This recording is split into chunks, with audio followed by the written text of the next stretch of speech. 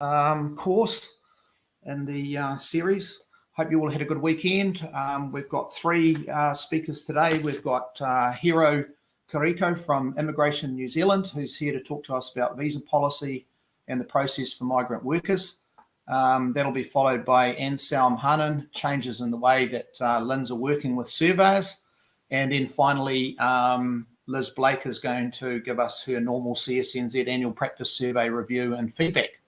So first up is Hiro. Hiro's a relations manager with Immigration New Zealand, and he's going to talk us through some of the visa policy and processes for migrant workers.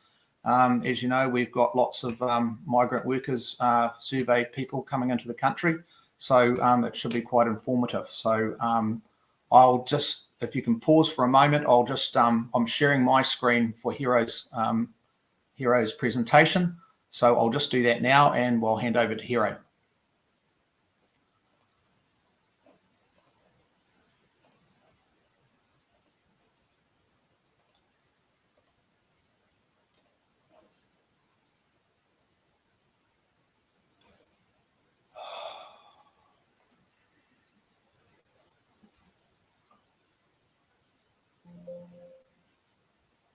Are you there, Hiro?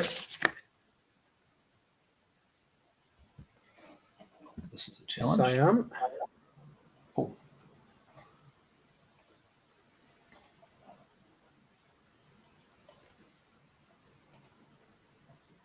Hello, everyone. My name is Hiro Kuroki. I am a relationship manager at Immigration New Zealand. Sorry, I have really bad internet connection today, so let me know if you cannot hear me. Just give us a moment, please, and Neil will share my presentation.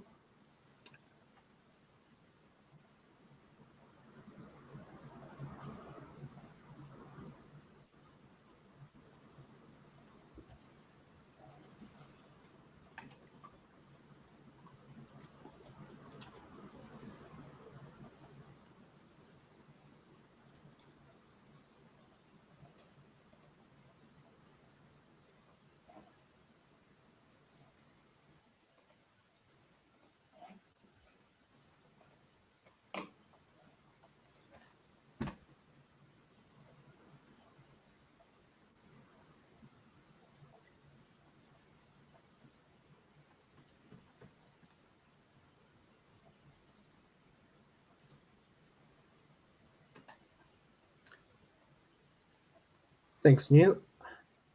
The next slide, please. So today I will talk about the different visa types. So especially the work visa, because that's probably where you are interested in the most. And I will quickly cover the interim visa as well, and then processing time and what will happen, what will be happening in the next 6 months to the main visa categories. And finally, I will talk about the Accredited Employer Work Visa, which will be introduced in July. Next one, please. So these are the three main types of visa types: visitor visa, work visa, and resident class visa. You are probably not dealing with visitor visas so much because they are mainly for the tourist. Resident class visa, there are two different resident visa types, so resident visa and permanent resident visa. There is a small difference between resident and permanent resident visa, but mainly if someone is on a resident visa or permanent resident visa, they can work for any employers in any locations in New Zealand and in any role. The work visa can be slightly complicated. There are two different subcategories under work visa. One is open work visa and employer-specific work visa. I will cover the details of these two work visa types and what is the difference. Yeah. So next slide, please.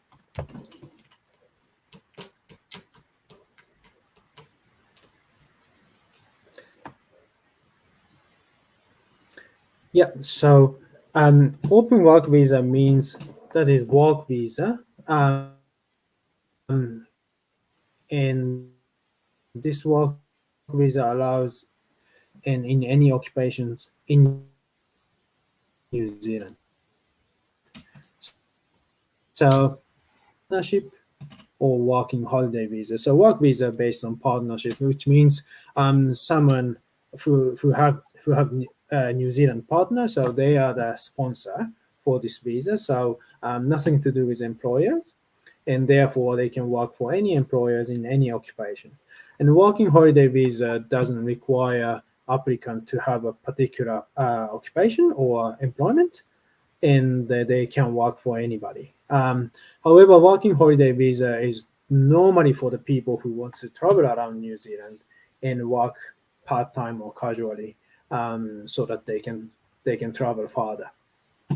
Yeah, and this is actual visa label on your left side. So the visa label looks like this. Of course, I changed the name and the client number, but I highlighted some key points here.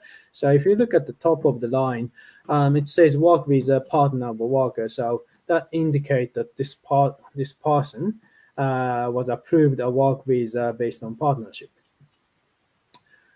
And also, you need to check the visa expiry date. So for this one, for this applicant or visa holder, they have this visa until 24th of January 2024. And holders, and also the below, you can see the condition. This is the visa conditions. As you can see, this holder can work for any employer in any occupation in New Zealand. So if you want to hire this person, you can hire them, and they can work for you in any occupation. Yeah. Next one, please.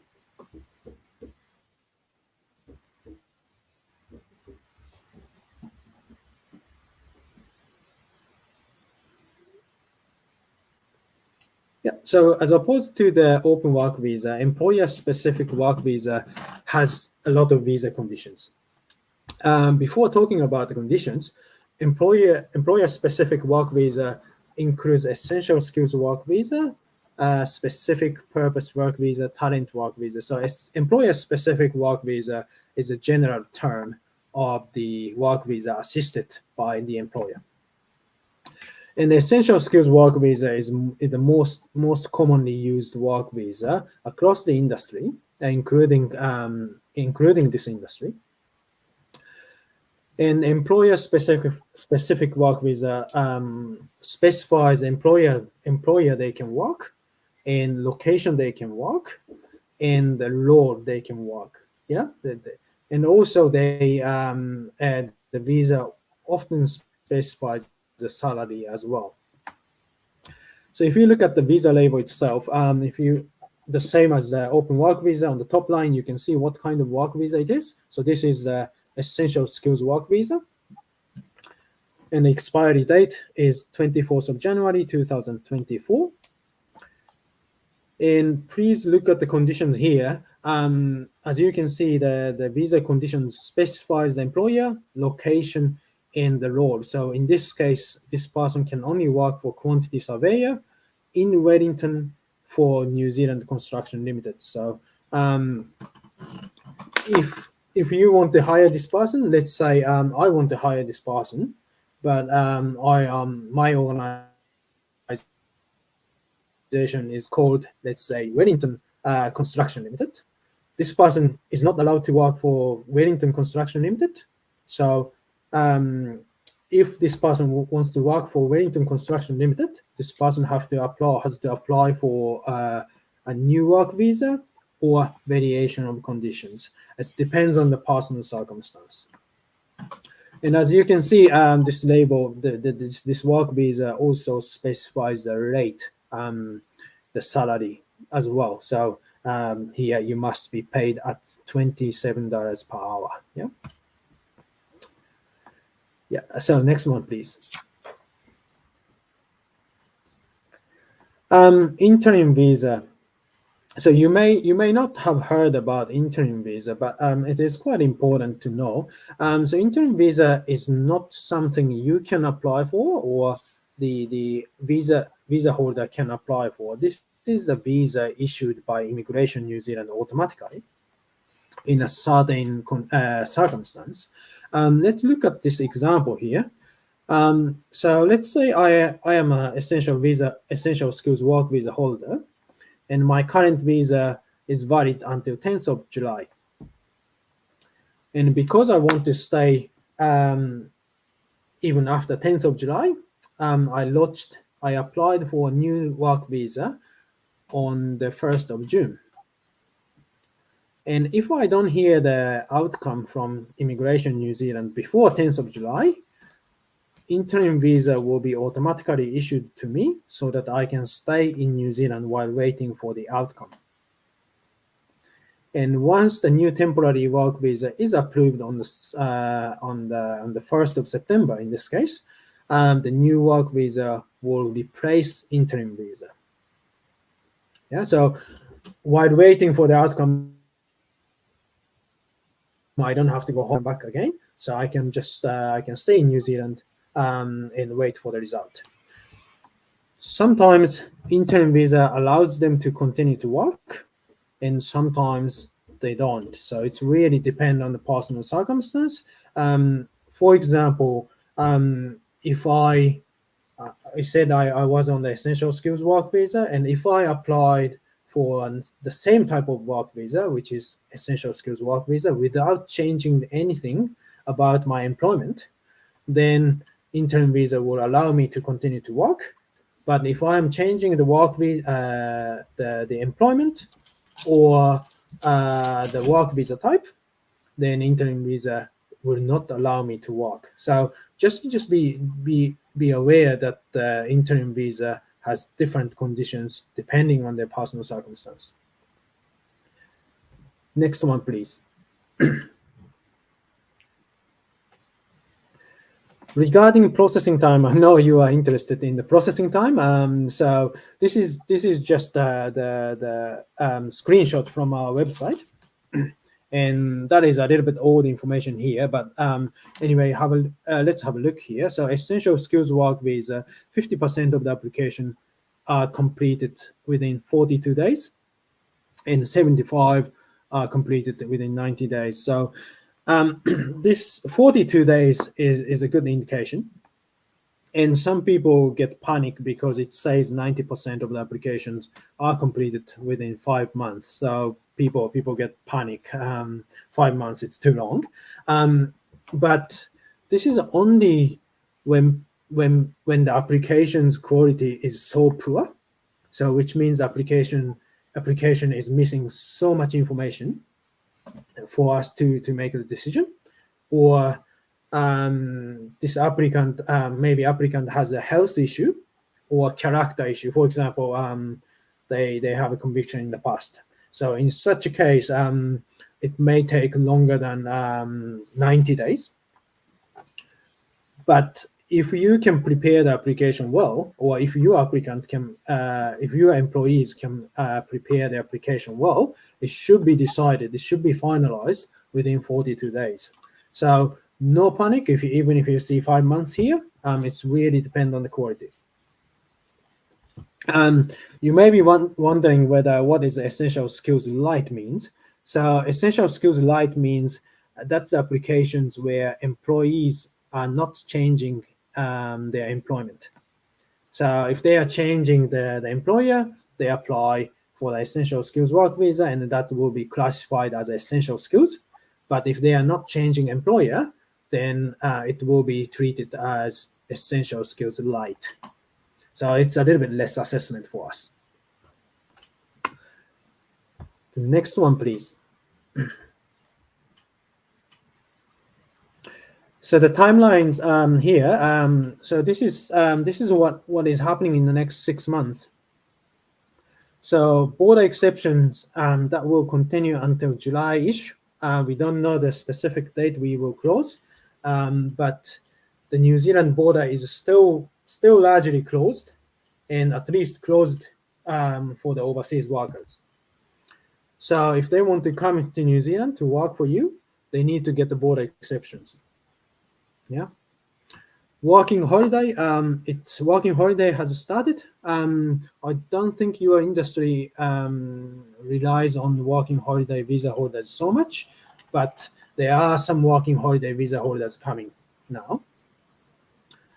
Essential skills work visa will continue until the 3rd of July and will be replaced by accredited employer work visa on the 4th of July. So this is a key date.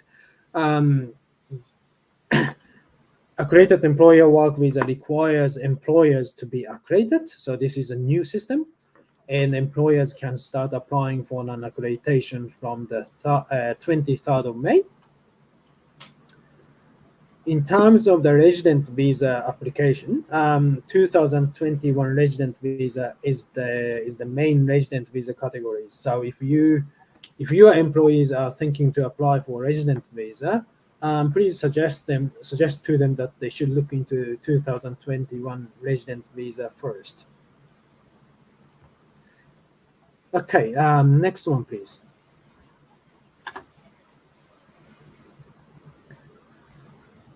So what is actually changing on the 4th of July or 23rd of July, May? So 6 temporary work visas are becoming one visa called Accredited Employer Work Visa. So 6 temporary work visas include essential skills work visas as well. And the other 5 categories have already closed last year. And the essential skills work visa will be the only one to be replaced on the 4th of July. At the moment, the visa process is led by Migrant.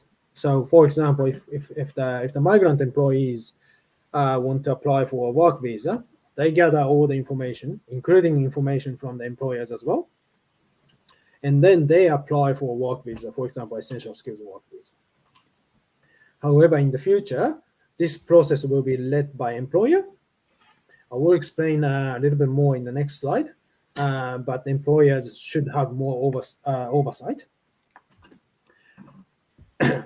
And at the moment, for example, essential skills work visa doesn't require employers to be accredited. But in the future, from the 4th of July, accredited employer work visa require you employers to be accredited. Without accreditation, you cannot hire migrant on the accredited employer work visa. The old employer accreditation system has already closed last year. And as I said, new accredited employer work visa accreditation system will start on the 23rd of May. Next one, please. So this is a 3-check system we will have from the 4th of July. So the first stage is employer check. So that's where employers apply for an accreditation. So here we want to see that employers have been compliant with the New Zealand law, especially immigration laws and employment laws. Once you got the accreditation, that accreditation will be valid for 12 months and at renewal for 2 years for most employers. And once you have the accreditation, then employers can apply for job check. And here, employers needs to demonstrate that employers tested the labor market, New Zealand labor market, so including advertising the position, to make sure that there is no New Zealanders available or trainable for this job. And we also check whether the employer's employment agreement is up to the New Zealand standards or not. And once you have the job check approved, then finally, your potential candidate who is migrant, they can apply for work visa. So this is the 3rd stage. So as you can see, the first and second stage will be led by the employer, and the last stage will be done by the migrant. So therefore, this is employer-led process. Next one, please. So this is a key milestone. So the 4th of July, the policy will be fully introduced. But before that, from the 23rd of May, employers can start applying for an accreditation. And job check, the second stage, will start from the 20th of June. If you don't have any plans to hire migrant workers at this stage, you don't have to get accreditation straight away. So, for example, you can get accreditation next year if you are not planning to hire migrant until next year. Yeah, so it's really it is starting from the 23rd of May, but you don't have to do that right away. This is really the overview of the changes coming through, but there are more details to cover. I will not cover today because not all the information have been published yet, but Surveyor Spatial New Zealand will organize another webinar specifically about this accredited employer work visa later this month or earlier next month. So if you are planning to hire overseas migrant, please join us in the next webinar. This is the end of my presentation. So thank you, Neil. I'm happy to take any questions.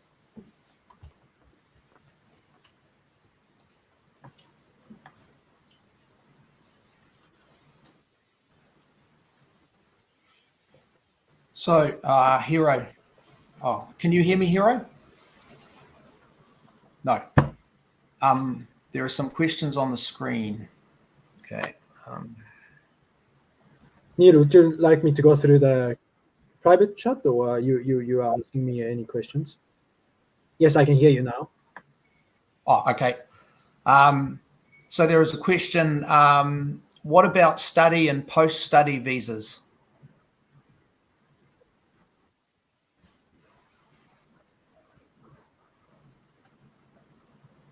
Yeah, sorry that my internet connection is really bad. But I did hear that you were asking something about post-study work visa. Yep. Yeah. What is the question? Is it like when we are going to start the post-study work visa?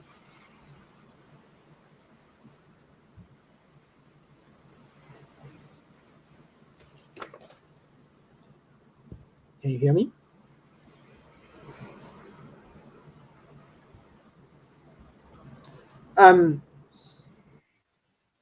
Yeah. So in terms of post-study work visa, so if the students are already in New Zealand, they should be able to apply for a post-study work visa. We haven't started the student visa applications for the student overseas or the overseas student coming into New Zealand, but if they are already in New Zealand and have studied or are studying and about to finish their course, they can apply for post-study work visa.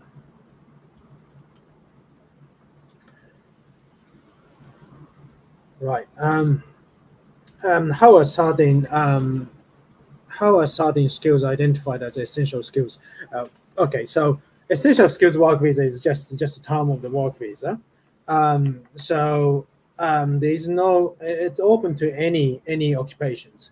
So, but one of the key requirement is that the employer needs to ensure that there is no New Zealanders available to do the job. So, answer is essential skills. I mean, the essential skills work visa is open to anyone, any employers, as long as they can demonstrate that they looked for a New Zealand resident or citizen, but couldn't find anyone.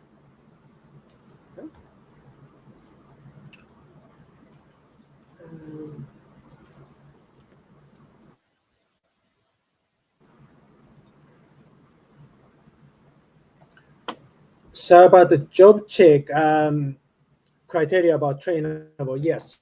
So yeah, this might be 4+ years, and by them could be too late for the market needs. Yes. Yeah. So we will be realistic here. So if we think they can be trainable immediately or relatively soon, then we might ask this question to the employers. But yeah, you employers needs to explain how much time and how much time you have to invest to train people. Yeah, so that might be a key element in the application. But in terms of the job check, we will cover that job check in the Accredited Employer Work Visa in the next webinar. So if you could wait for months, that would be great. Can a working holiday visa be changed to essential skills work visa with the person in New Zealand in employment?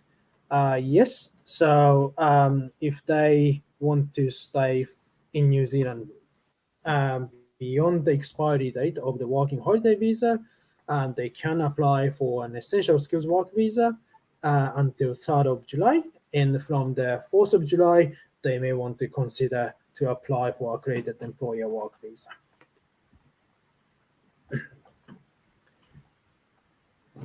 How easy is it to transfer from post-study work visa into a long-term work visa? It's a difficult question. It really depends on the personal circumstance. And remember, key requirement to get the long-term work visa is that the employer demonstrates that they tested the labor market in New Zealand labor market to ensure that there is no New Zealanders available. So yeah, it really depend on the personal circumstance. How long can you have an interim visa for? So interim visa is valid for 6 months, but generally speaking, people do not need 6 month interim visa because the temporary work visa will be finalized within a few months at most. So people do not need 6 months interim visa, but yeah, can be valid up to 6 months. I guess I covered all the question, but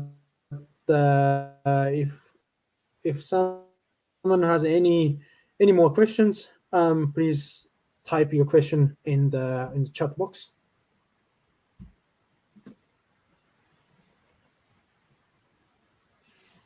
Okay, if there are no more questions, thank you very much, Hiro, for your presentation. And as Hiro said, he is doing another presentation on actually Friday, the 27th of May, between 10 and 11 o'clock through Surveying and Spatial, particularly focused on this new Accredited Employer Work Visa system. So if people are interested, tune into that next webinar at Surveying and Spatial. It's already been advertised.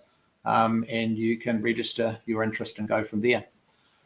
So we've got a little bit of time on our hands, so I thought I would have a quick chat. I'm just going to share my screen. Just give me one moment.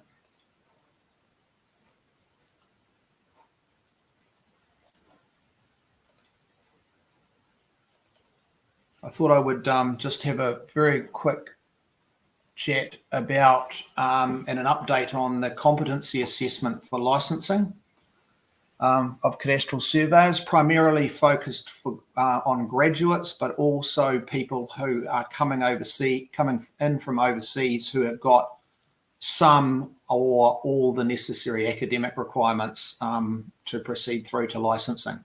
So I just thought I'd give you a little bit of an update as to where we're at on all of that. I'm wearing my Cadastral Survey Licensing Board hat now. So you may remember that last year there was a series of online webinars with particular interested industry people, and Don Grant facilitated that, basically talking about what's good, bad and ugly about the current assessment framework.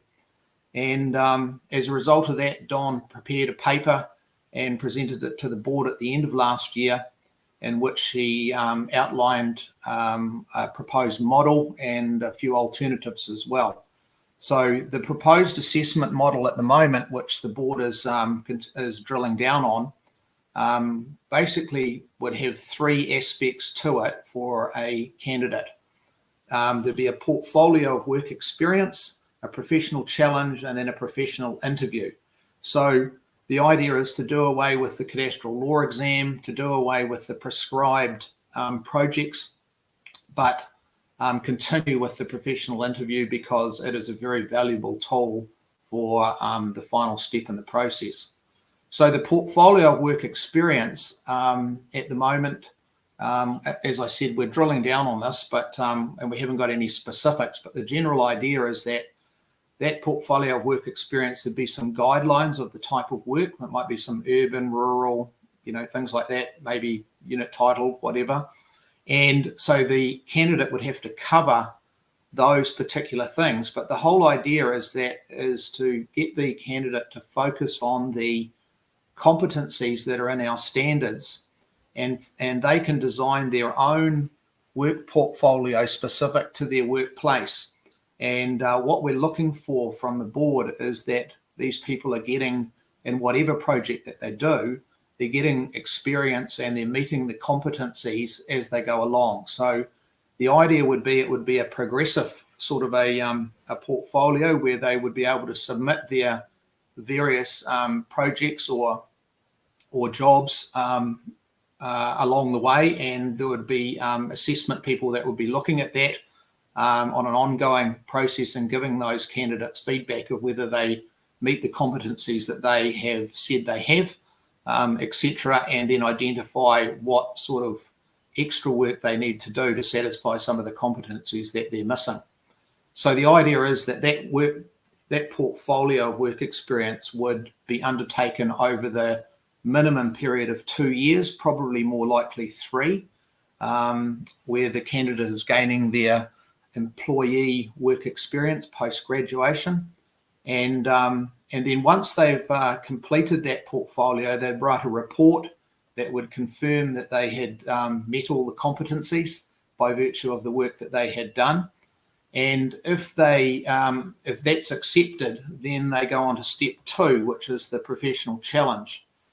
And the idea of the professional challenge is really a real life sort of a situation where the candidate would be given some professional challenges, exactly as it says. So they may be, for example, they may have one where they're given a scheme plan and a resource consent, and then they are to produce the land transfer plan from that, and that scheme plan, and there may be other information that they're given as well, and then they have to produce the land transfer plan, for example, and that could be an e-survey data set that they would have to produce. So they would need to identify where easements are required.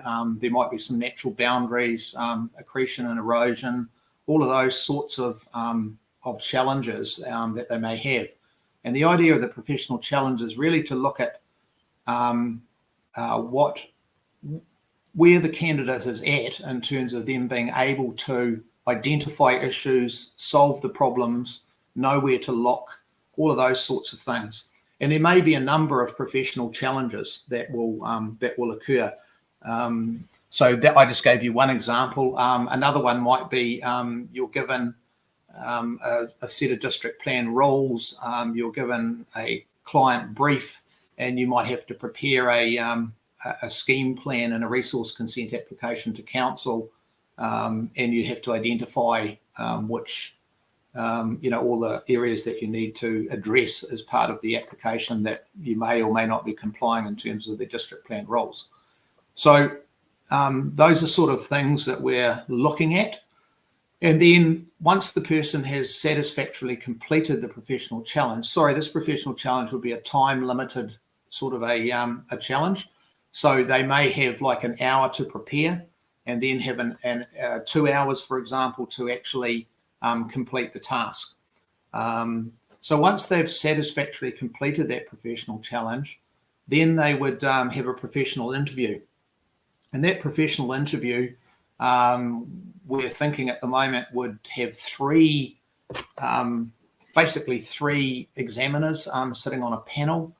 and that panel would look at that candidate's portfolio work experience and the answers that they'd given in their professional challenge, and just drill down a little bit more on that sort of stuff, and then challenge them a little bit further. And the idea is to sort of test where these candidates are in terms of their knowledge, what their ceiling of their knowledge is, and that so that they know when to stop, and the quality of the sort of professional advice that they're going to be given. There may be an element of a cadastral law exam, so as to speak. I don't like using that term anymore because it's seen as being a quite an archaic way of testing people's abilities. But there are other professions out there, medical, etc., that do multi-choice things online with instant results, and the three answers are very similar. So you really have to know your stuff to be able to answer the question correctly. So wrapping around those three sort of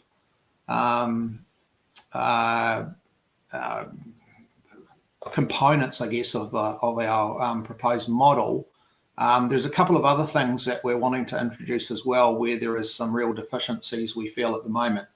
And one of those is we'd like to introduce at the very beginning of the exercise, we would like people to, obviously they're going to have a minimum academic qualification, and at the moment that's BSEV from Otago or the equivalent from Australia or overseas.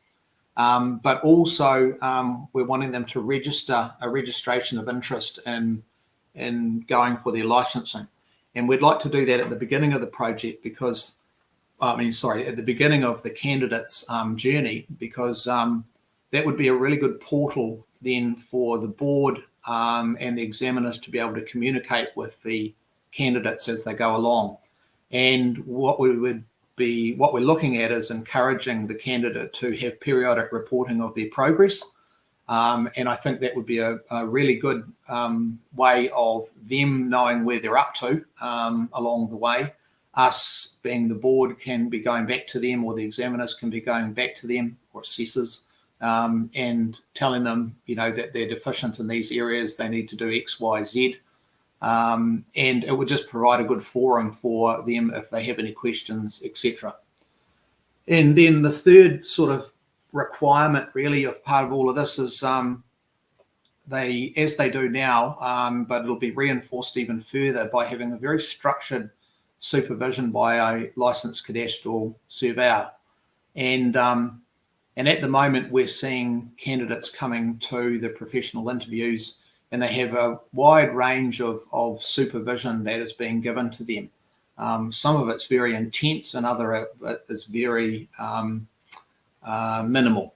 So, and what we are looking at too is ideally having a mentor. So not only having a workplace supervisor, as you traditionally have now, but maybe also a mentor. And that mentor, in the ideal world, would be someone outside the company that candidate was working for. So that they could go to them because they might feel intimidated by going to their work supervisor and raising some concerns about the lack of engineering work or planning or whatever it is. Whereas if a mentor could be an intermediate sort of a person. So we're looking at that sort of scenario as well. And in terms of the mentor thing, CSNZ Management Committee, and in particular Paul Turner, is more or less getting close to finalising a mentoring program for graduate surveyors. And the idea of that is to give a sort of a roadmap for the employer and the employee or the candidate with a whole lot of sort of milestones and a timeline, etc., so that that candidate can get through the necessary stuff that they need to in that 2 or 3 year period. Because the feedback we're getting at the moment is that the employer or the supervising LCS is in a little bit of a is not quite 100% sure of what they need to be doing to bring this candidate up to speed. And similarly, the candidate themselves doesn't have an idea of what's happening. So we might be encouraging the use of that mentoring program for graduate surveyors, which is being finalised at the moment and is subject to the outcome of what we're doing at the moment, which is the assessment review. But in addition to that, actually CSNZ have also, and Paul Turner has developed a program for technician surveyors as well. So a mentoring program for technicians, not only graduates, but technicians as well. So I thought I'd just give you a little bit of an update of where we're at. We're about to step into the next phase, which is drilling down on this, on these three aspects of the model. And the biggest challenge that we have is this professional challenge one, because that'll be the hardest. We believe that'll be the hardest one to get our heads around and actually develop the templates for that. The professional interview will be probably relatively straightforward, and the portfolio of work experience needs probably a bit of work around the variety of work and things like that, and how we're going to structure that and put it into place. So yeah, at the moment we're onboarding Don Grant again to help us just drill down on those three things, and then Craig McInnes and I, who are on the Cadastral Survey Licensing Board, are going to develop it further. And then what we're going to do is come up with an entire proposal, and we'll go out to particular parts of the industry in the first instance, like the examiners, the current examiners, etc., and get some feedback from them. And then we'll do a public consult, not a public, but an industry-wide consultation process, so that everyone can have a bit of input, because we found that was quite good when we did it for our standards last year. So that's about it. If anyone has any questions, fire them into the chat box, and then I can answer them quickly.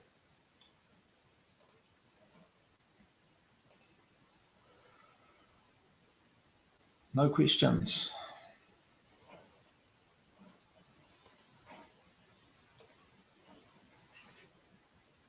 No, everyone must be happy. That's cool. Okay.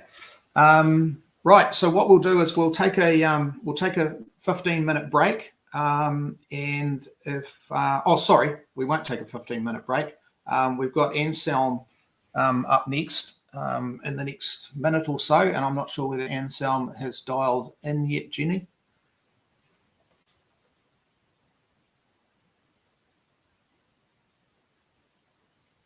Okay, Anselm is ready to go in a couple of minutes. That's great. So everyone knows who Anselm is, Surveyor General. He's really keen to get some feedback from us.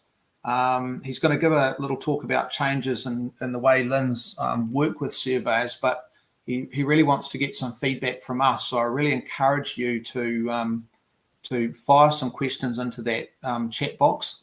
And then I will present those to Anselm at the end of his presentation. So over to you, Anselm.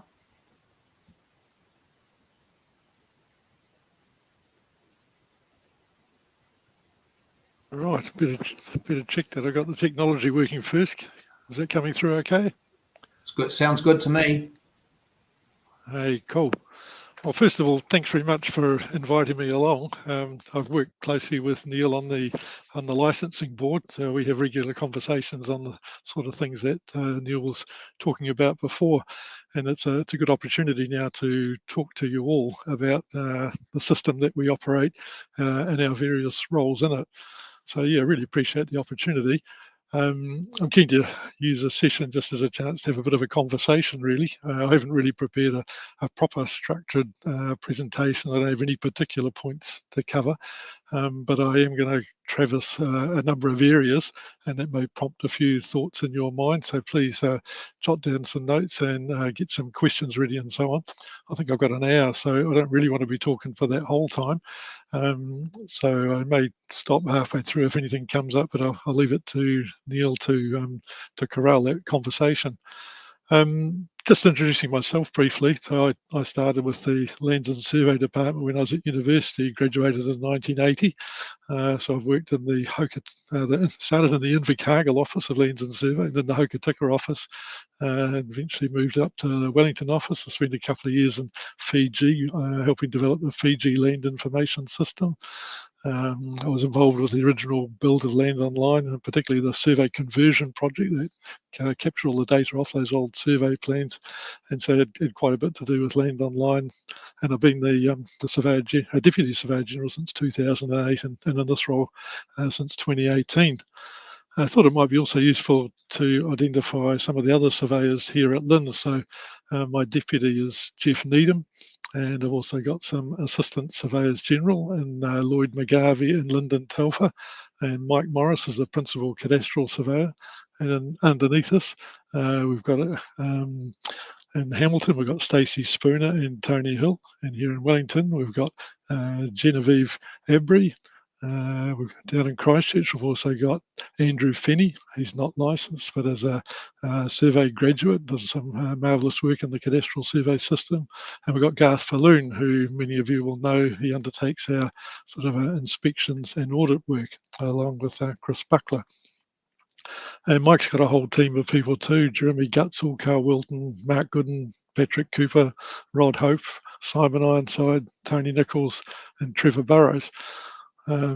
Trevor's the interesting one. He's been going for about 50 years, and I think when he retires, if he ever retires, and I'll be the last one, I think, of the surveyors that were in the started our careers in the department. So it's interesting to observe that almost all those other names mentioned have really come from the private sector to join us here at LINZ. I think when I was young, we used to recruit a lot of surveyors into the department. Of course, a lot of them would leave and go to the private sector. So it's an interesting observation that of the reverse flow now happening. So we've got quite a good team of surveyors here at LINZ, nearly 18, I think it is now. And that doesn't count, of course, several working in, say, the geodetic space and some of the other land information areas. And we've actually got even a number who are not working as surveyors, as sort of project managers and so on, which is really good to see.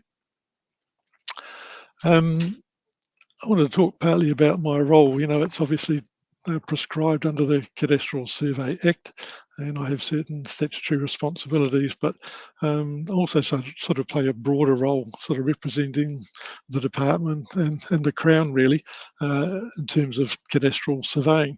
So obviously I set the rules and then get involved in some of those regulatory matters, and I've got a function on the licensing board and so on.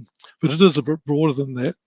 And when you think about the cadastral survey system, it's all about the ensuring the integrity of the cadaster, that people can have confidence in the extent of their rights, their property boundaries, not just the owners but other parties as well. And of course, it's done through multiple channels. Licensing is the first barrier, I suppose. We're not just letting anybody do cadastral surveys. We set standards so that for surveyors to follow when doing their surveys and lodging their data sets. We check those surveys to make sure the quality's up there, and we do some inspections or audits of work to make sure things are up to scratch. So it's quite a robust regime, and really that's one of my fundamental roles, I guess, is to ensure the integrity of the cadastre is maintained and people can have confidence in it. Just as a bit of an aside, we're currently dealing with the definition of customary marine titles. So iwi are allowed to claim customary marine title in the common marine and coastal area. And there's a whole lot of issues started arising about how you define the extent of those customary marine titles out in the water. And we haven't really dealt with that before. We tend to think of the water as being that space beyond the water boundary. But it raises those, once again, fundamental questions about how do people have confidence where those rights are, how do they impact on the rights along the coastline where it overlaps in freehold titles and so on. And I think there's going to be a role for surveyors, by the way, in that sort of work. We're currently developing some guidelines and so on that. But just sort of highlights the broader interest that people have. And also when we find that people haven't got confidence in some of those rights, often to do with historical definitions of land, dealing with those. And I guess to me it always highlights the value of having a good survey to define the boundaries, because when there is doubt, that's when there's all sorts of problems start arising. I wanted to talk briefly about the role of surveyors. Even from my perspective, it's more than just about cadastral surveying. The country needs surveyors. Surveyors are one of the prime drivers of land development, and as you know, that's one of the major issues that the country's faced with at the moment, ensuring that there is enough land developed, and also the quality of those developments and so on. So very keen to see that the profession here is pretty robust, actually. I deal with surveyors general in Australia, and they've really struggled, and I think it's mainly due to the university sort of changing to geomatics years ago, but they're not really producing enough graduates. So their demographic profile has the average age of surveyors well into their 50s, and they don't really have enough people coming through. So I feel like the profession in New Zealand is in good heart, but it's not something we should take for granted. And I think we've been in some boom times, so there's plenty of good work out there to keep us all busy, working too hard, no doubt.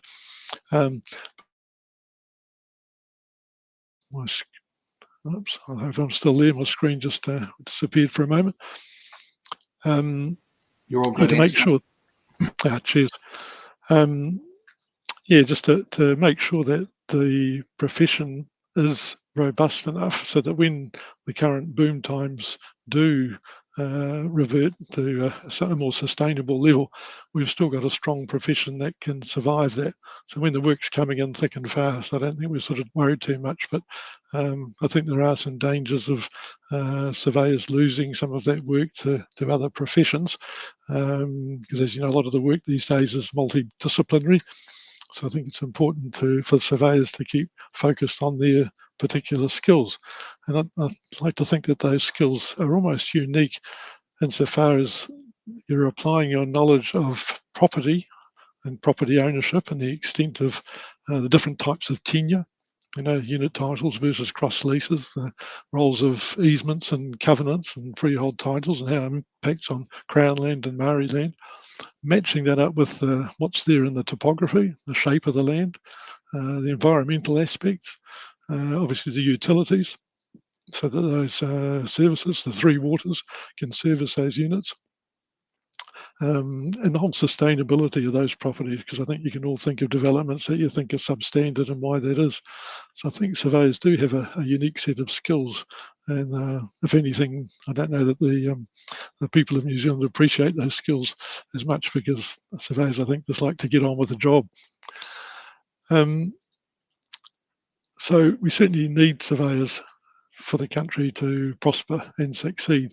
And it's not just in land development, of course, it's those infrastructure projects, the transmission gullies and the Crossrail link projects in Auckland, and all those other sort of big infrastructural projects around the country. One of the things that I've tried to do to help in that space is develop a utilities location standard. You may have seen the draft that's still on our website. We hope to finalise that in the next few weeks and get that published. But that's really saying that utilities agencies, asset managers in particular, really want to know where their assets are spatially. And we're really saying they need to be recorded in 3 dimensions universally, which means they're all tied into a common, datums, horizontal and vertical. And that means that the data can be mixed and matched with other sorts of data and know that things are going to fit. So I think there's a role for the likes of myself and Lynn's to play in providing that sort of national standard to enable that system to actually work properly. But I don't have any particular regulatory powers in that space, so I'm still reliant on the profession to, if you like, pick it up and run with that work and show that you've got the expertise there to ensure that those utilities are properly mapped and and record it, because of course there is a lot of technology out there these days that will enable positioning to happen without necessarily having to consult a professional surveyor. So I think it's important for surveyors to show that they've got the systems and the processes to assure the quality of that work. The cadastral survey system, I think I might at this point share a slide just so you can stop looking at me for a moment. How do we get this going? Screen.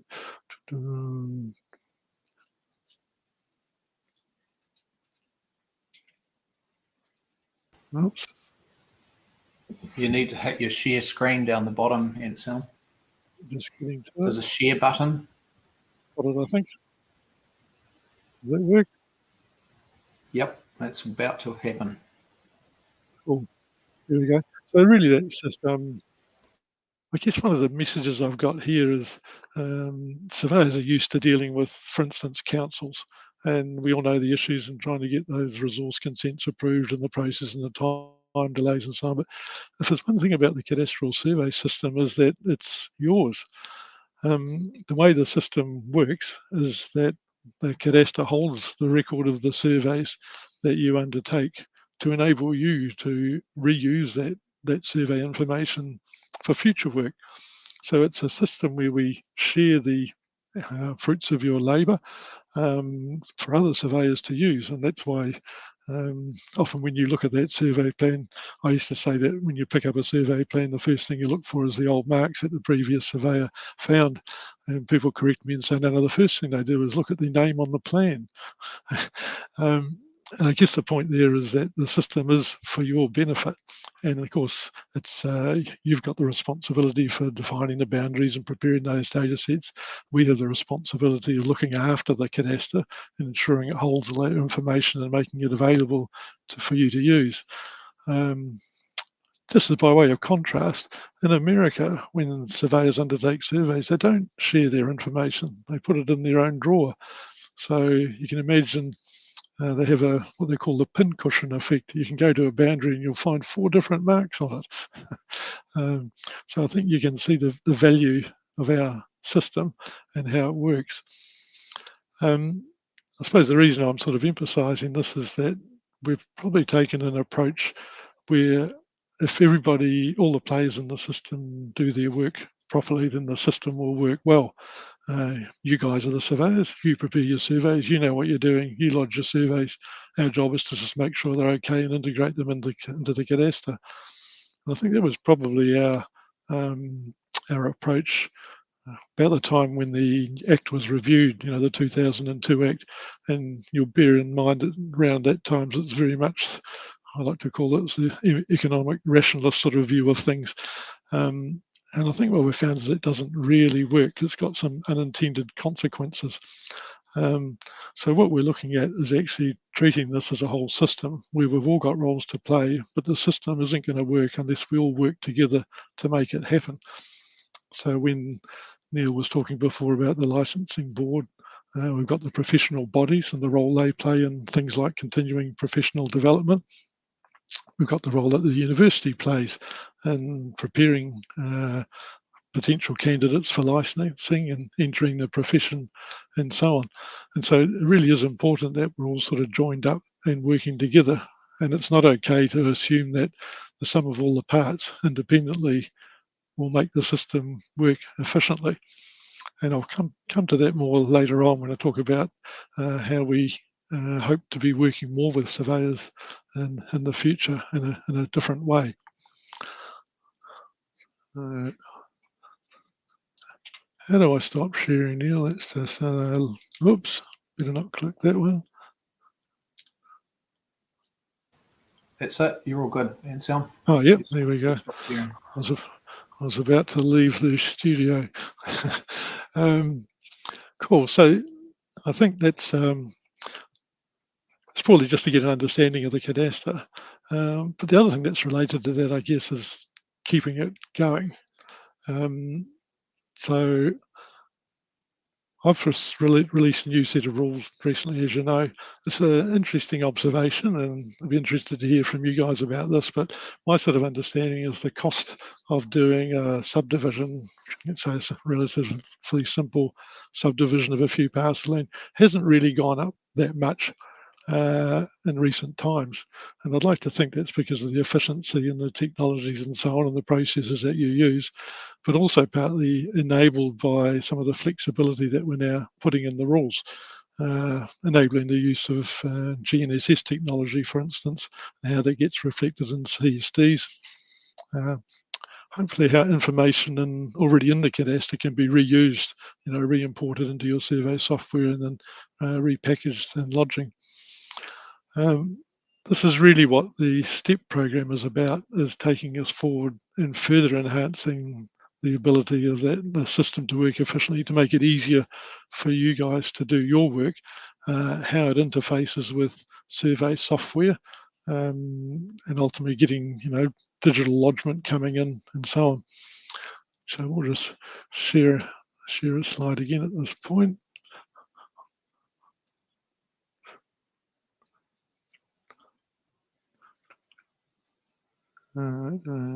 Oops. Oops. We can see your screen, Anselm. See that one? Yep. Yep, that was the former previous. Yep, there we go. Gotcha.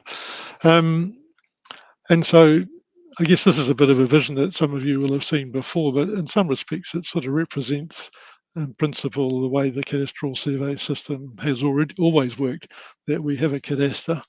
Currently it's Land Online that holds all the information, whether that's in the form of plans, digital data, the integrated cadaster. Used to be record maps that we depicted the state of the cadaster in, and that you use to find the survey plans that you needed to undertake your surveys. Surveyor, of course, extracts information out of that repository, including these days things like land XML files and old plans and so on. Then the surveyor does their work. They undertake the field survey and collect all the evidence and so on, and prepare the new data sets for lodgement. Basically submit their data through the system and ultimately use it to update Land Online. So that's in broad terms what the cadaster is. Oops. I guess one of the things we're sort of working on is trying to look at how we can ensure that system works even more efficiently, and that involves the reuse of the data that's already in Land Online. So imagine you've got an existing e-survey for a parcel of land. You should be able to pull that information out, knowing that it's already survey accurate, and provided the marks are still stable and reliable, it should be relatively straightforward to reuse that information for a further subdivision of those parcels of land. The idea of this validation service is to really have a set of web accessible tests, if you like, validation tests that are accessible ultimately from your own survey software, that run a set of business rules, including the rules themselves, to test the quality of the survey data set, both for internal consistency and against the existing record. So this is really intended to help drive quality further up the supply chain, if you like, to help you get that survey right at the point at which you're preparing it. Because we've still got a requisition rate sitting at over 40%, and we would really like to get that down, as I'm sure you would. Now, I think you'll probably find that we know the requisition rate for more complex CSDs is twice that for more straightforward CSDs, but certainly if we could get the more straightforward CSDs validated with a very low requisition rate, as we should be able to do with a fully digital system, then maybe we can focus on the more complex ones. Some of the big things that we're talking about, I think you already know this, but is the idea of not requiring you to prepare plans, that you just lodge a digital data set and that Land Online will draw visualize the data set for you, and not just for you, but for conveyancers and councils and anybody for that matter, and you've probably seen some of the prototypes of that. Technically, it's doable. I think it's really how to make it how to operationalize that and provide confidence and assurance to all the users that what they're visualizing there is the source data that they can rely on. The other big thing I think is the 3D Cadastral, we're calling it, but it's really enabling the digital lodgement of 3D data sets, which are in multiple forms. Two obvious examples of the unit title type developments, but also think of the Cross-Rail Link project in Auckland. The number of titles, if you like, properties that affects when it goes underground, they all have to be basically developed into strata titles. And if you ever want to have some fun, go and have a look at the survey plan for the Waterview Tunnel. I don't know how many sheets it is, 170, I think. And if you can interpret that, then you're a better man or woman than me. It's very complex and difficult to interpret. So I think what we're really saying is that offers some great opportunity to get that data also coming in fully digital format. And I'm keen to hear also from you guys as to how much benefit you think that would drive for you. Because I guess we're faced with STEP, so many initiatives and so many plans and work to do that we have to decide what to give priority to. And at the moment, the focus is on basically getting off the old platform. So Power Builder is the application code that was used to develop STEP, and it's probably going to be a couple of years before we can get off that. And so that's where there's a technology risk for us in that space. We're trying to get more web-based and using APIs and so on. But so that's where the focus is, and we're developing some of the new capture tools and so on for that work. But it's going to take a number of years before we start delivering some of those other services like the 3D Cadastral. And interested to hear what it is that you guys think would really drive significant benefits for the way that you operate, because I'm assuming that you pretty much do everything these days in fully digital form. So having to produce an image of a unit title development that's equivalent to the paper form, basically, is that an efficient process for you guys? How are we going, Neil? I've got a little bit more I could talk about, but I wouldn't mind catching my breath either. Have we got any questions or anything in the chat? There's a couple of questions. First one is you touched on, I'm summarising a couple of questions here, but you touched on the audit function of Land Information New Zealand. And there seems to be quite, everyone that goes through that process, or the vast majority of them, probably find it as a very beneficial process to go through, because it's a outside, very experienced QA check on your business and how you do cadastral surveys. Is there any avenue to increase that, and maybe even people could request a voluntary audit should they wish to have one? Cool. Which is a good segue into what I was going to talk about next. Okay. Well, so we'll move on to the next question if you like. Okay, I will. Yeah, so I'll definitely answer that one. But yeah, do. Yeah. Okay. The interesting that you mentioned, this is just one from my perspective, that the cost of doing subdivisions, etc. Last week we had Michelle Blakarvis from Australia. She's the CEO of the equivalent of CSNZ in Australia. Mm-hmm. And one of the things that she had up, they do a salary study and they do a charge out study, etc. And she's sort of really advocating for our profession to up their rates, given the current environment that we're in. You know, it's high workloads, there's lots of work out there, etc., etc. So it was interesting, your comment about the cost of doing subdivisions remaining fairly static.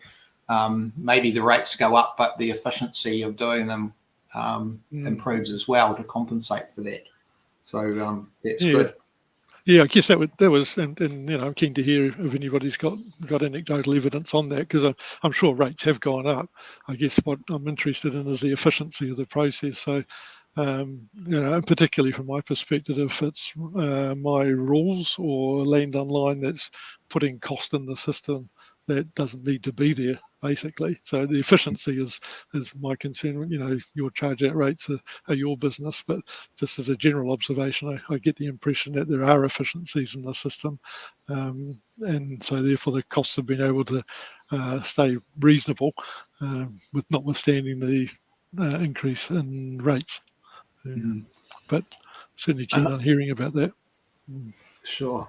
The 3D Cadastra, it's been a long time coming, and I guess for some people like myself who are into unit titles and things like that, it's well overdue. And I would say bring it on and give it priority, because I've found in my life that there's a lot of people out there, a lot of our clients, etc. They find it difficult to visualize things in 2D.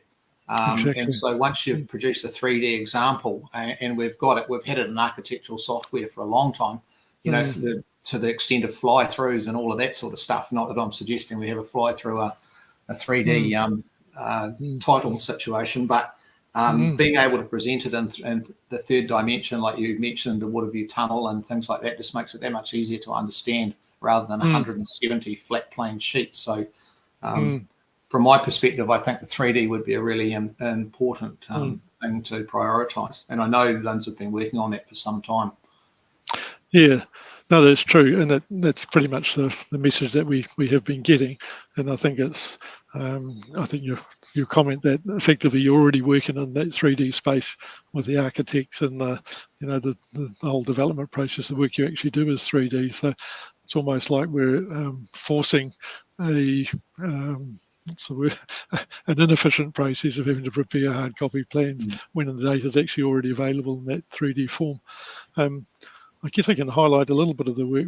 We're sort of conscious, we've been really successful here in New Zealand with Land XML as a transport mechanism for survey data, but they've been less successful in Australia. And pretty much each state has sort of tried to do things a different way. And the vendors who produce the software that surveyors use, 12D is big in New Zealand, not so big in Australia. They use some other products. What they really want to know is that they can develop products that will work across the Australasian market, and that they can then scale up. So we've been working with my equivalents in Australia, the different states who've all got, they're all independent. So they're like little countries, if you like. They've got their own surveyors general and their own rules and regulations and so on, to come up with a better way of transporting cadastral survey data, including 3D. So we've come up with a data model that represents all the data, and it's actually really sophisticated, so much so that I can't really explain all the nuances of the way it works. But in the 3D space, it certainly includes all the geometry and topology elements and its validation. But what they've also found is that the standard for transporting that data isn't quite there yet. So they've identified all the actual technical requirements, and there's a little bit of work still to be done in the international sphere to get those standards working really robustly. So we're doing some work with the Aussies, and people that we've been using engaged with the international standards community to try and, if you like, finalise those standards, because as far as we know, there's not really anybody in the world that's really doing that properly. So if we can get it right, it will become, if you like, an international standard that the vendors can all employ and use. So, the candidates that you'd be thinking about are, like the Esri sort of 3D objects, your BIM IFC classes and so on, but they've all got their own advantages and disadvantages and pitfalls. So there isn't one solution that would work fully for survey, but there is a keen interest to get this happening. And really we're trying to say the problem with Land XML is that it's both the schema, if you like, it's both the model and the encoding mechanism. So where we're heading towards is trying to separate off those things so that survey software can import and export its own model of the data, if you like, in a standardized sort of a way, and encode it and we're looking at JSON as the encoding, and that would eventually include the 3D data. So yeah, we know that it can happen. You guys are already doing it. You mentioned fly-throughs and unit titles and things, or the water view tunnels. That's, I'm guessing, relatively straightforward once you've got all this data with the technology that we've got available. So it's not as unreasonable as it sounds, I suspect. So I think anyway, so that's good. Yeah, we as surveyors, I think, are dumbing down the 3D information to 2D at the moment. You know, we get delivered it in 3D, Yes, and exactly. we're dumbing it down. So it would be good to be able to utilise that 3D function. Another question, customary rights. What do you see surveyors' role in those? Well, this particular issue that we're just dealing with at the moment is to do with customary marine title. Okay, so under the Marine and Coastal Areas Act 2011, Māori are allowed to claim that they've got customary marine title around the coastline. So provided, I think it's that they've exercised that continuously for 150 years. And you can go and look it up on it's on the Te Rewhiti website. Pretty much they've claimed, put claims in for the whole of the coastline of New Zealand. Now, it's not saying that they'll be successful with those claims. I think they didn't have to detail them. So a lot of the claims, I'm sure, will be pulled back. But there's over 500 of these claims, and a few of them have been heard already. One up in the Bay of Plenty, and the one that we've been involved with lately is in Napier, along the coastline there. And where it gets very interesting is, and I had to get schooled up about this myself, but the MACA Act, what it did was it basically said that pretty much any land below mean high water springs is now in the common marine and coastal area. And if that overlaps any public lands, I'm being a bit loosey with my terms, but things like local purpose reserves and crown land, other than national parks and some reserves, that's now been gazumped, if you like, subsumed into the common and marine and coastal area. It's not owned by anybody. Freehold land is exempted. And so when Māori claim customary marine title, it's relatively straightforward to define those parcels of land out to sea. Obviously they're not pegged and marked, but the new rules do put some provisions in there for connecting those points by calculation to, sixth order marks, basically Cadastral Survey Network marks, to enable them to be confidently positioned. But the interesting bit is along the coastline.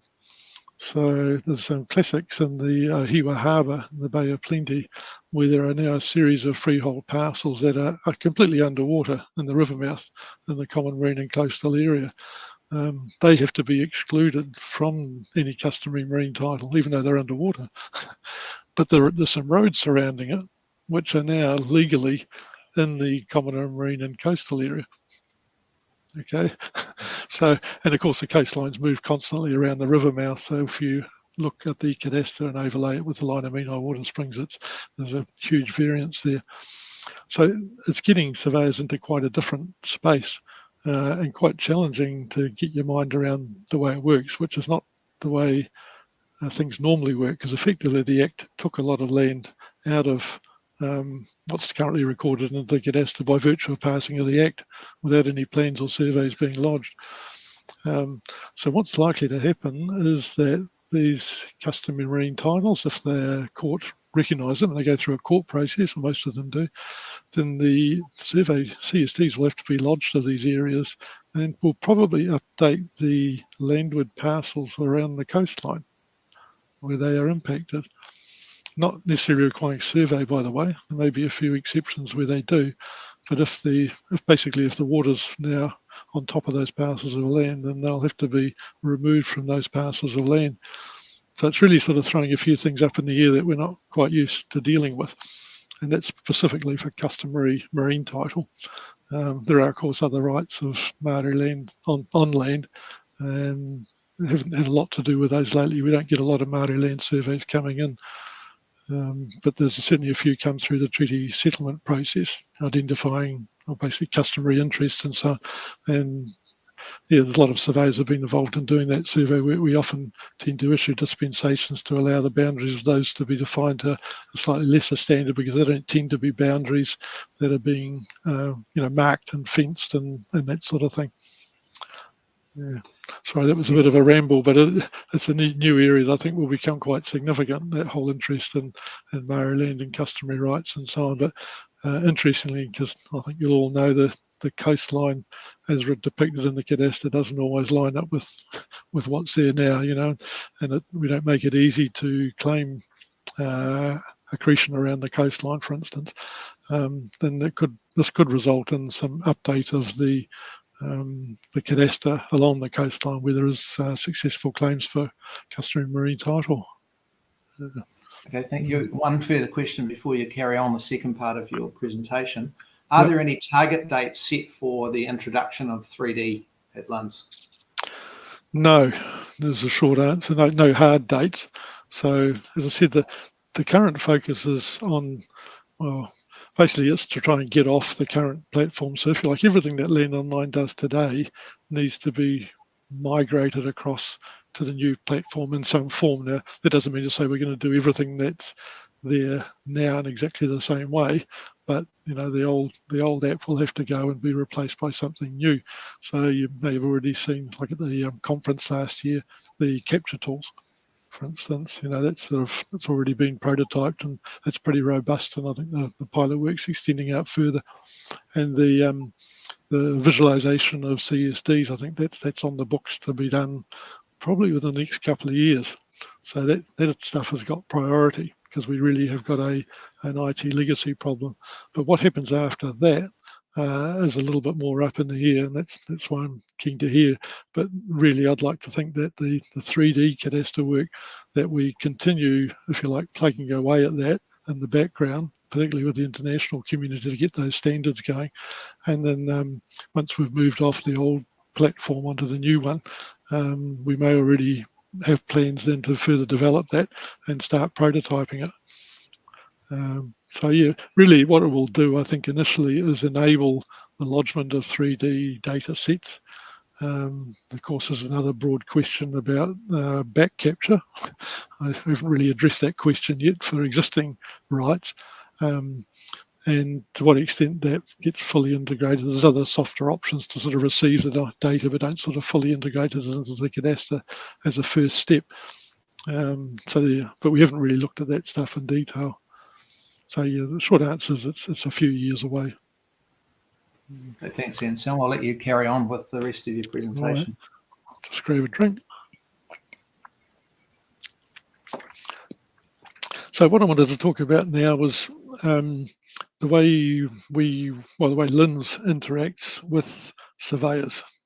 So LINZ has been going through a reorganisation. We're not supposed to call it that. It's called organising ourselves, and it's changing the way that we work. So we've reorganised our groups internally, and the group I'm in, for instance, now is called Customer Delivery, which may give you a flavour of where this is going. If I hark back to, as I said earlier on, around the 2000s, I think the model was that surveyors are responsible for doing their surveys and getting it right. We'll check your data and tell you when it's not right and send it back and so on. But it's not really our job to do your work for you. And in fact, there was even talk that the profession itself should be responsible for providing advice and guidance to members and so on.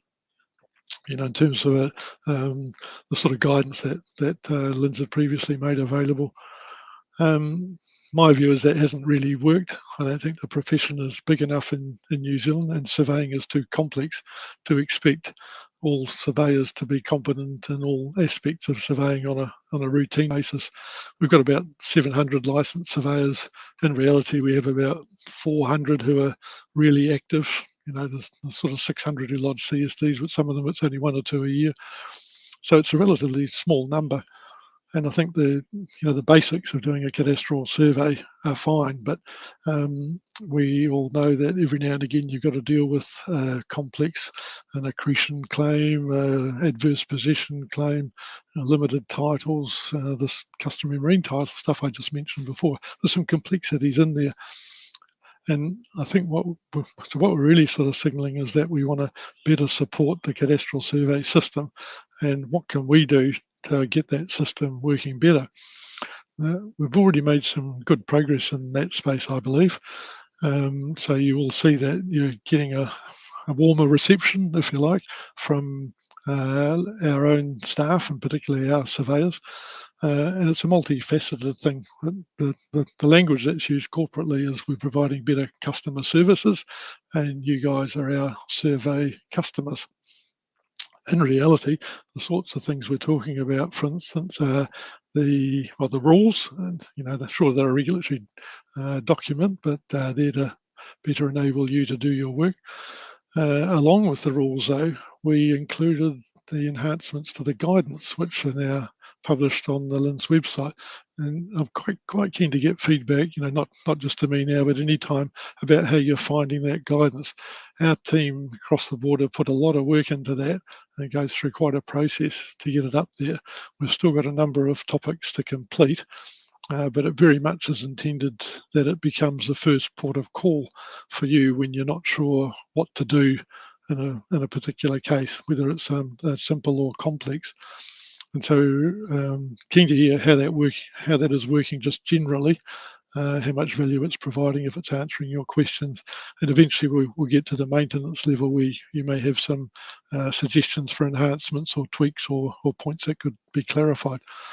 We've also integrated that guidance, if you like. So we used to have sort of land online guidance, interpretation guidance. Those of you who were around when the 2010 rules came out will remember that it was called the interpretation guide to the rules, and that's what it was limited to quite deliberately. Whereas we all know that there's a lot more to take into account on a cadastral survey than just the rules requirement. Even whether it's a RMA, the MECA legislation, Conservation Act, all sorts of things. So we've published a lot of that guidance. And we're also looking at going further than that, and this is coming to your question, Neil, before about Cadastral and doing the audits, which I prefer to sort of call them. I'm not really sure what audit sounds like. It's a very something to be a little bit nervous about and cautious of, even though it's designed to provide you with assurance that your processes are good.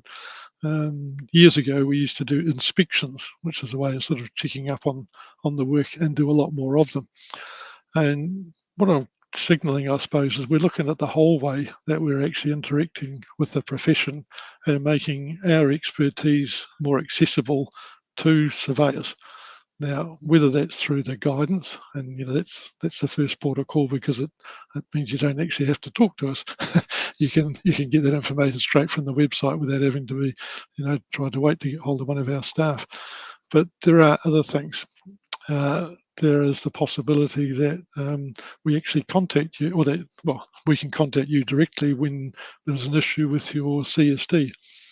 If you're not sure what to do in a particular case, maybe you can contact one of our expert staff.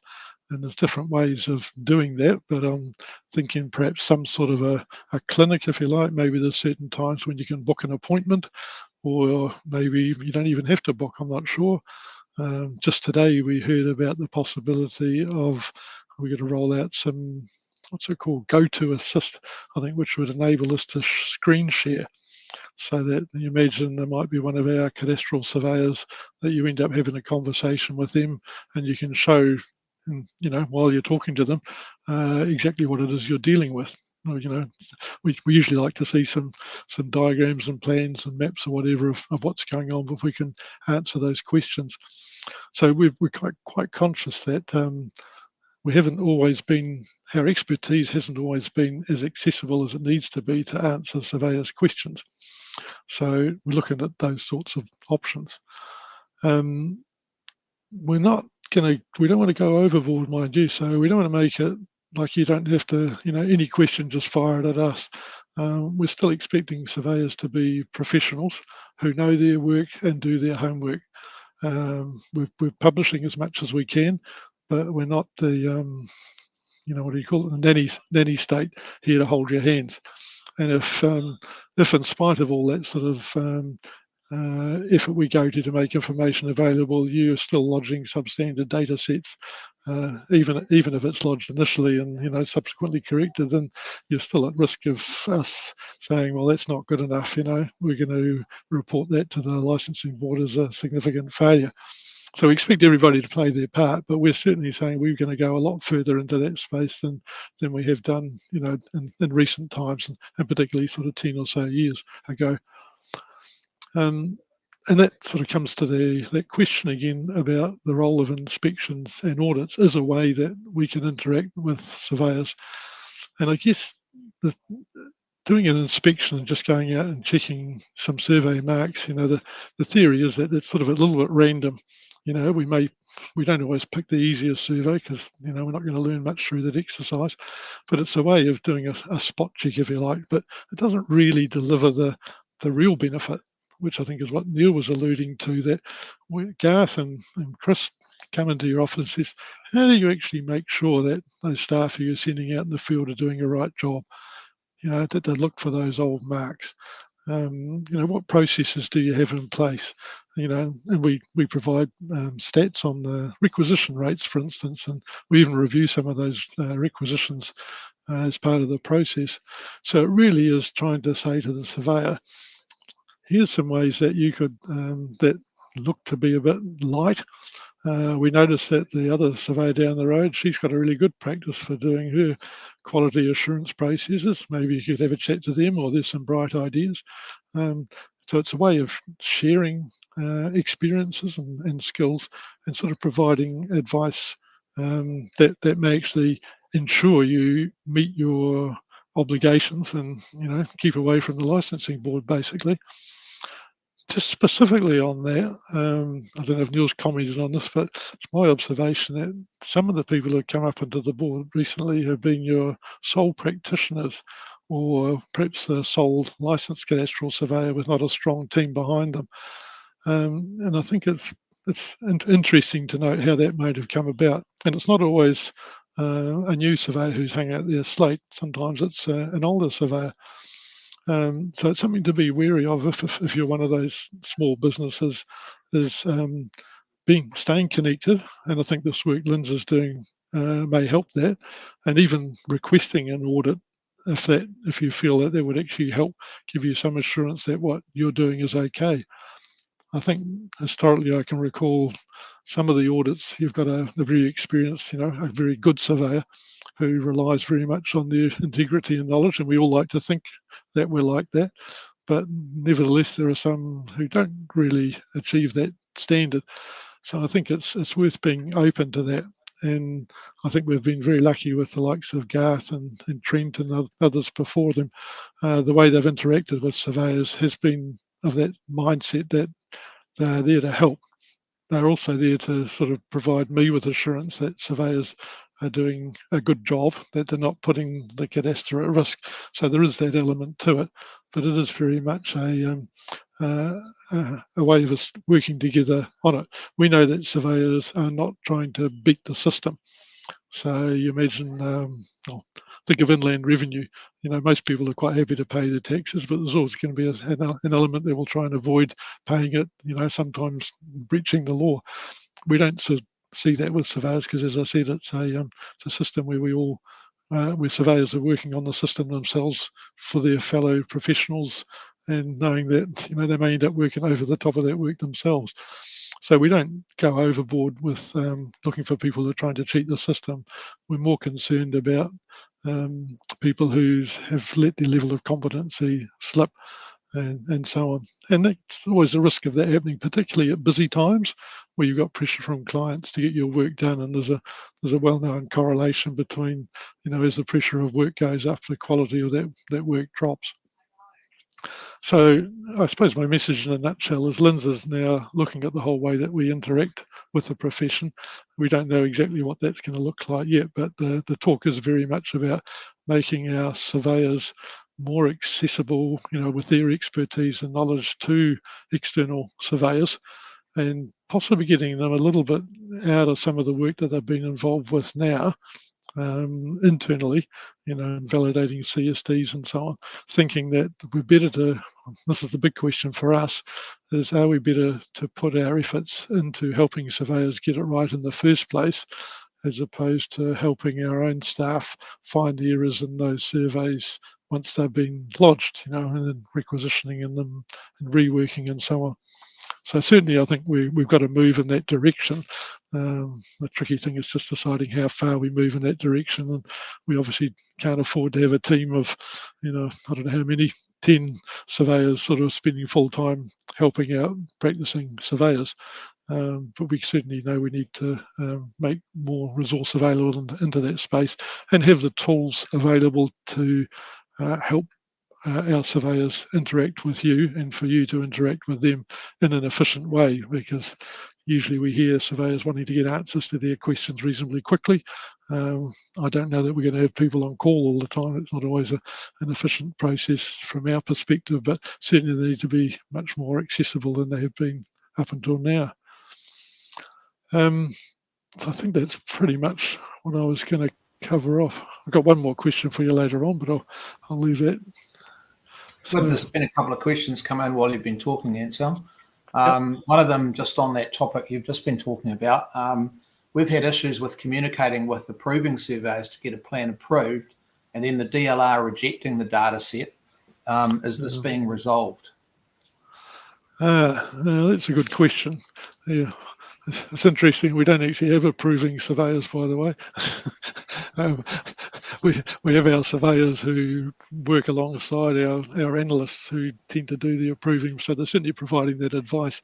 But sort of, what we're trying to do more and more is be better connected up across survey and title.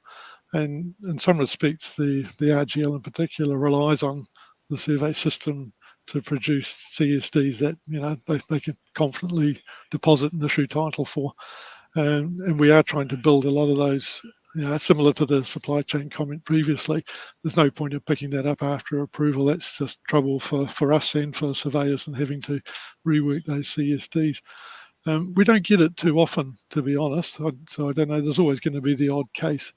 And we are trying to work better across that space. I don't know how many occurrences we're getting, and it's certainly something we try to avoid. It is one of the things also we're going to be looking at in the future, because part of this reorganising ourselves, we sort of talk about an end-to-end process. But to my mind, that doesn't quite capture it. What we don't want to do is to be having one person validating both the survey and the title transaction. From my perspective, I think we have enough trouble getting our staff expert in survey or title, let alone both. But I think it is very much a question of our staff working together, so that before approval, if you like, they can almost pre-validate.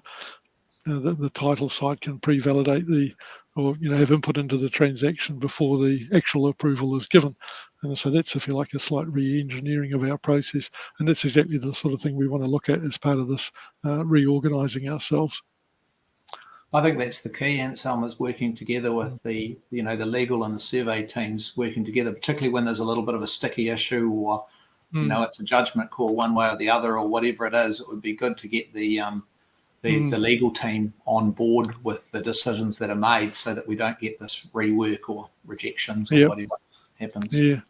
Just on that, there's a slightly broader question too, because I'm guessing that surveyors have got the same sorts of issues with the conveyance, with the lawyers that they're working with their clients. They're not always on the same path, and that's sometimes where we get asked to, for surveys to be, easements to be added and after approval and those sorts of things. One of the things we've got in our mind is to establish a collaboration space within Land Online, so that surveyors and conveyancers can work together, and that the system itself enables the survey to almost pre-populate a lot of the information that the conveyancer needs. So things like schedules and so on for easements, just like you pre-allocate titles, maybe the easement schedules and the dealings can almost be drafted as a result of the survey process rather than the conveyancer having to do it. And what that would do is help the conveyancer and the surveyor work more closely together, which may in part help address this problem that Lynn's has, in approving a CSD that may not be appropriate for registration. But we can take a similar approach at our end, and I'm guessing it's usually on something that's relatively complex, some sort of accretion thing, adverse possession, limited titles, that type of thing. Okay, another question. In improving the availability of information available to survey professionals, would you consider making Lynn's internal training material available to the profession? An example is the advanced technical modules definition, with whatever disclaimer you wish to avoid liability. Yeah, well, sort of pretty much definitely. So we sort of, going back a couple of steps here, sorry, I sort of feel like I'm covering a lot of ground to get to answering a question with some of these. I think we used to get a sense that we'd publish some guidance and then we told our staff what to watch out for. And it's almost like we were setting a trap for surveyors, that we had information that went beyond what we were providing. And what we've done deliberately is we've got a lot of internal training material because we take a lot of analysts on where we have to train them up. So there's the training side of it. And then they've got their own internal knowledge portal. And some of the information in that knowledge portal was about these questions, that surveyor type questions. But we've trawled through that stuff in the information we've published externally and said, well, whatever we've got, we should be publishing for everybody to use. And so the material that is now being published through the external knowledge base on our website does include a lot of that material from a guidance perspective. The training side of it is a slightly different question. I've asked myself that question. We take on some staff each year, and it's a burden on us to be training those people, those PRAs, we call them, property rights analysts survey.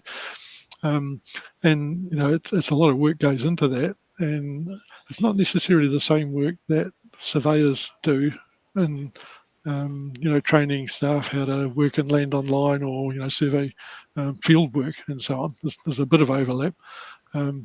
But we have some self-paced learning modules, for instance, and I wouldn't be averse at all to making that sort of information externally available. And that is one of the things we're looking at, by the way, is whether it's what might have traditionally been, seminars and presentations on water boundaries or something. We try and put a lot of that information in the knowledge base, but if we can develop a short presentation, like a YouTube clip, if you like, a recording of that, and then just keep publishing those, then that might be a way that anybody, whether it's our staff getting taught some issue, how unit titles work or whatever, then making that information available to others to use. So the trick, I guess, is breaking it down into modular components that work for all those using it, rather than just, saying, well, when you're validating a CSD, this is what you need to do. So I think we're certainly open to making as much of the information available externally as possible. And even, for instance, we sometimes get asked about good practice, good professional practice. And, some of our team have come from the private sector and they've got some good ideas on that, but I'm not averse to adding some of that information to our knowledge base with appropriate disclaimers and riders and so on. If the profession were to provide that, in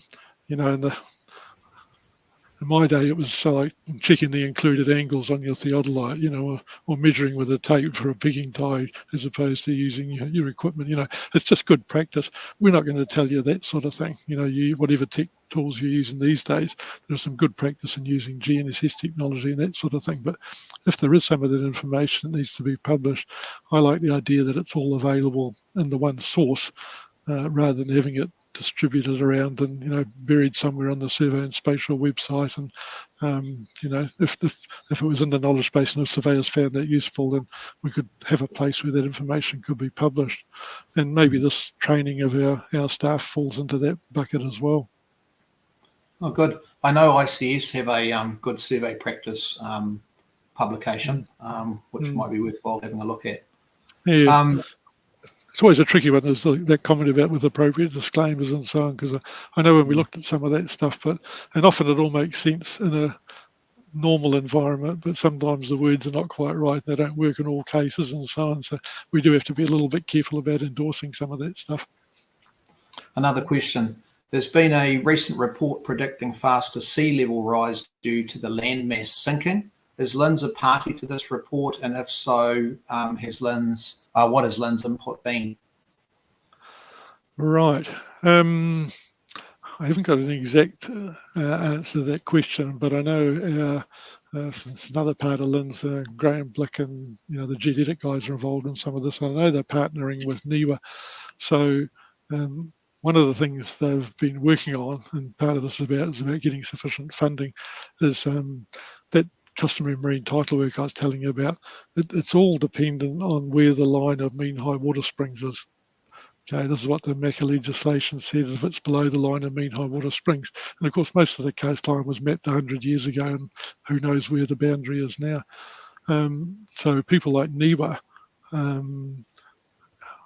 they basically if you've got the shape of the land, ignoring the water, and you know what the water is doing, and you can model that, then you can determine where those lines are. And so effectively, that's what's happening. LINZ is supporting a lot of work to capture LiDAR data, including around the coastline. And LiDAR can penetrate to a certain level under the water, where you do the work at low tide to get the shape of the land. You can model the tides, and that's where NIWA come in. And there's a lot of that happening around the country. And some of those data sets are available for certain areas, but that will be key, I think, gathering that information to driving that sort of assessment and the impact on property boundaries. So yeah, we are doing some work on it, and like I say, Graham Blick's probably a good guy to talk to. A lot of that gets involved with funding. There are people who will fund that work, like the insurers, the Earthquake Commission and the like, who are likely to be impacted on it. Because, as you know, the land is rising or falling in different parts of the country. I think the sea level is doing variable things as well. So modelling those in different areas is quite important to see how they are likely to be affected.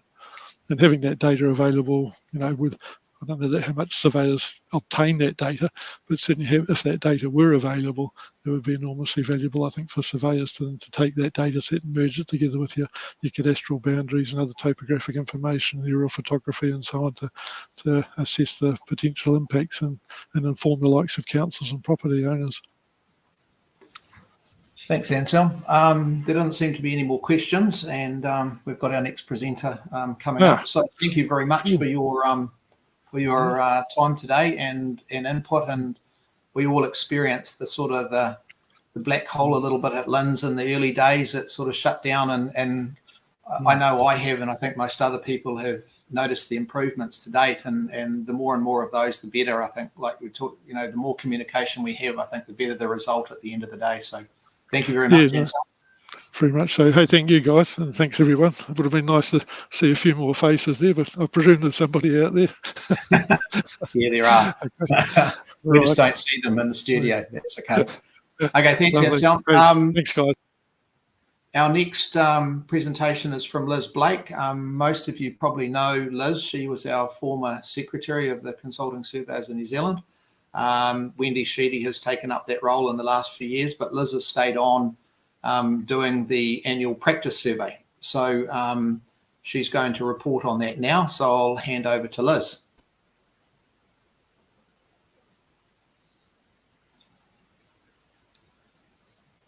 Thank you, Neil.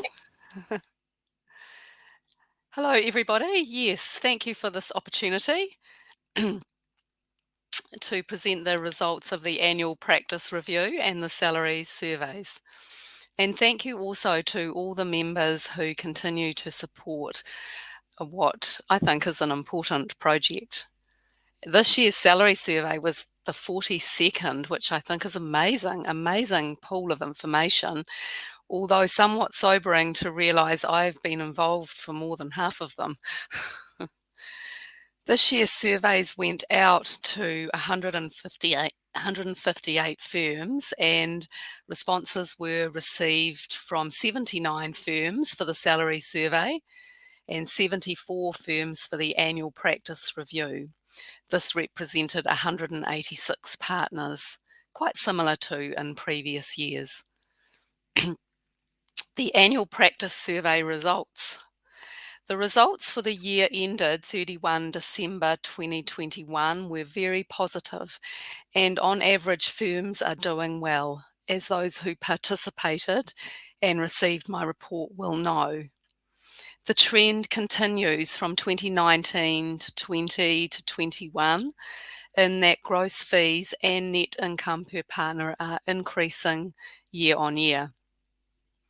The average net income per partner was up 6.7% to $467,000 compared to $438,000 last year.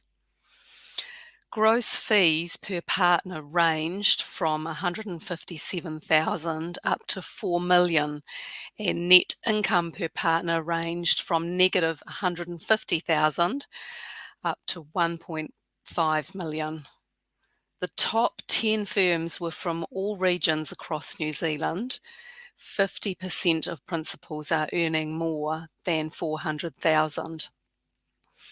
You might be tempted to think that the top performing firms are the larger ones in the main centres. This is not the case. 60% of the top 10 firms are one-man bands. They do, however, employ more staff per partner on average. Staff shortages appeared to be a theme again this year. You're probably all feeling that. 80% of respondent firms are looking for at least one additional staff member. This is about the same as last year, especially surveyors, planners and engineers, and 70% of the shortages in the North Island. Many firms indicated they are seeking more than one extra employee. The average is 3. Staff turnover has increased markedly this year, so retaining good staff is imperative in the current low unemployment environment.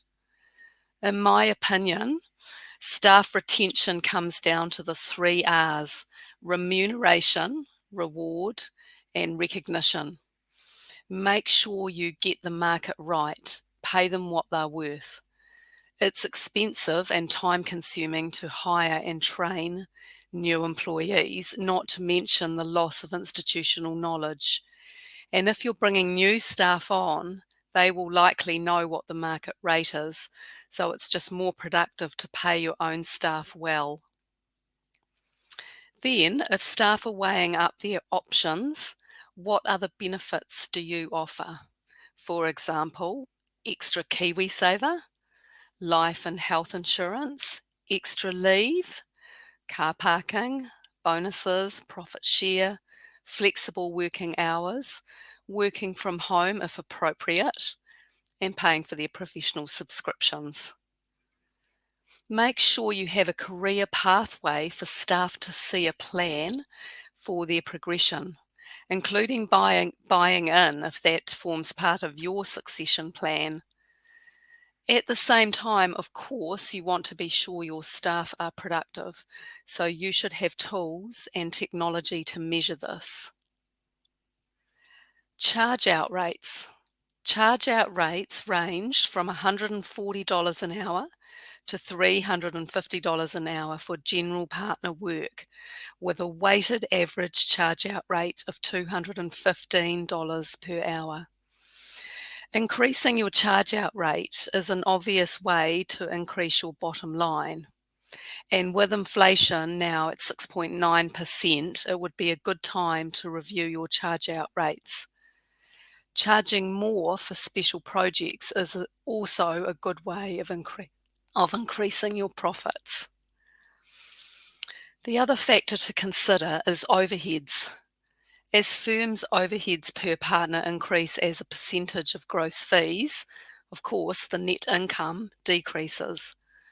In the top income grouping, the average percentage of overhead to gross fees was 19%, whereas in the lower income grouping, the percentage is 41%. In the current economic climate, a detailed analysis of overheads is a worthwhile exercise. Although many firms did not include a practice valuation multiplier, the most common multiplier that was expressed, as in previous years, is 3. This means when you're valuing your practice for sale or buy-in, the buy-in price is 3 times profit, usually measured by normalised EBITDA, so that extraordinary and non-cash items are eliminated and adjustments can be made for the way that the current owners are funding the business. I'm really surprised that many firms don't have this in mind or don't know what their valuation multiplier would be, especially as an increasing number of owners might be looking to sell out or introduce new partners. I noted last year it would be interesting to see if members were negatively impacted by the COVID pandemic. It would appear not to be so. The large majority of firms experienced an increase in gross fees this year. The average increase was 21%. Since the 2019 review, average net income has increased 18%. In addition, as previously touched on, many firms are seeking more staff, which leads me to believe that the survey industry is in good heart. Salary surveys results. As I mentioned earlier, responses were received from 79 firms, and these firms represented 100 locations and 1,325 employees. The salaries are medians in the report that I've sent out. Where there is an even number, I've taken an average of the medians. Medians are helpful, as you know, for eliminating outlier statistics. The national median base salary for licensed cadastral surveyors was $115,000, and their median charge-out rate was $180 an hour. There is a table which I can share with you now of medians in all categories, and I will just ask Jenny if you could share this table because I know that when I've been presenting in person, excuse me, you might not have been affected by COVID, but I have been. So the table I hope you're seeing now is the median base salaries and charge out rates across each category of employment. I know that when I'm in person, I can see many people scribbling this down, but I do intend to circulate this presentation afterwards so that you can see what I'm saying. And I also, just for the last 2 years, have reported on ranges. That is another table, but that's quite busy, so I think we will just stop sharing now, Jenny, if that's okay. Thank you. Other remuneration that we usually ask about consists of KiwiSaver employer contributions, medical and income protection insurance, professional membership fees such as CSNZ and SSNZ, and bonuses or profit shares. 95% of employees contribute to KiwiSaver, which I think is a good thing. And if you are ever asked by new employees whether they should join KiwiSaver, the answer is yes, almost certainly yes, unless their budget is very tight. It is beneficial because the contributions made to their KiwiSaver fund by you and the government are the best return that they could get for their dollar. You should encourage your employees to determine for themselves whether they are with the best fund provider and in the most appropriate type of KiwiSaver fund for their age, stage, and risk profile. Because studies have shown that being in a default fund can result in tens of thousands of dollars less by retirement if you're in the wrong fund. Generally, as you might expect, the more years of experience and the higher the qualification, the higher the salary. But this is not always the case. Sometimes an employee's remuneration reflects their value to your firm, despite not many years of experience or formal qualification, just because of their exceptional abilities or longevity and institutional knowledge. Results from both surveys were emailed to participants in March. Sometimes people contact me because they can't locate themselves on the annual practice report, so please don't hesitate to do that if you're not sure what firm number you are. I usually suggest looking at the number of hours worked per partner, as these are the most uniquely identifiable line, because I don't think anyone has the same number of hours from firm to firm, so that might help you find yourself. Once again, thank you to everyone who did participate. If you're tuning in today and you haven't in the past, I'd really urge you to consider participating next year. The source data is held securely and confidentially, and the results are only sent to the CSNZ member. The request for information always goes out to members with the Chairman's Christmas newsletter and workshop registration package, so you can look out for that.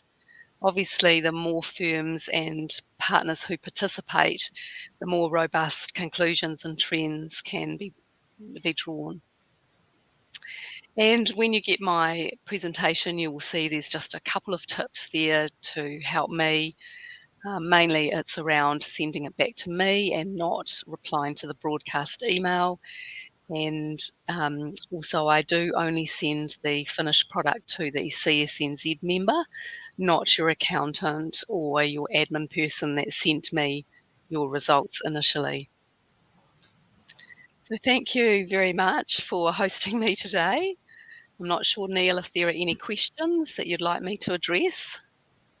No, there are none, Liz, but I'd just like to thank you very much for what you're doing and the information that you're providing us, because I think it's absolute gold, what you're doing.